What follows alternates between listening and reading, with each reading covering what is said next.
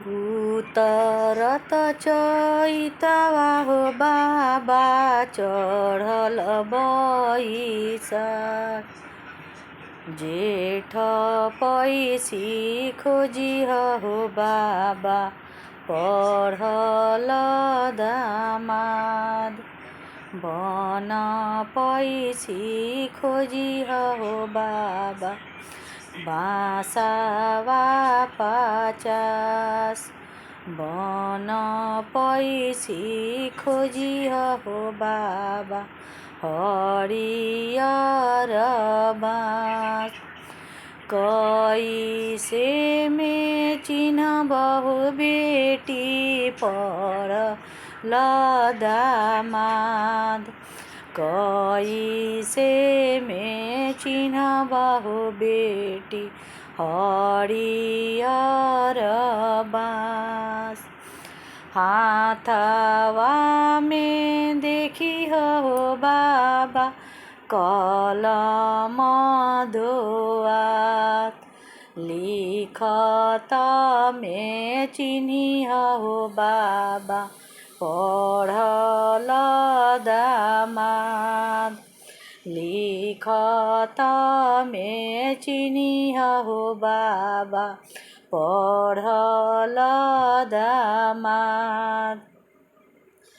बानावा में लहसत हुई है हरियर बाँस।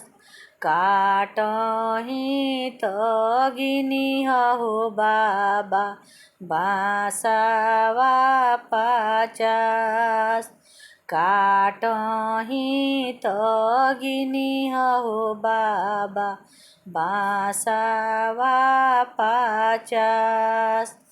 चारो बासावा गढ़िह हो बाबा चारो ओही कोन। एक बासावा गढ़िह हो बाबा बेदिया का बीच। एक बासावा गढ़िह हो बाबा बेदिया का बीच। चारो कलशा धरिह हो बाबा चारो ओही कोन। एक कलशा धरिह हो बाबा बेदिया का बीच। एक कलशा धरिह हो बाबा बेदिया के बीच। चारो जियरा लेसिह हो बाबा चारो ओही कोन। एक जियरा लेसिह हो बाबा बेदिया के बीच। एक जियरा लेसिह हो बाबा बेदिया के बीच। एक जाजिम चारो जाजिम डसिह हो बाबा चारो ओही कोन।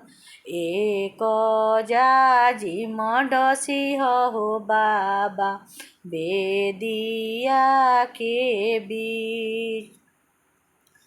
एक ओरिया बैठे हो बाबा ससुरा के लोग। एक ओरिया बैठे हो बाबा नैहर के लोग।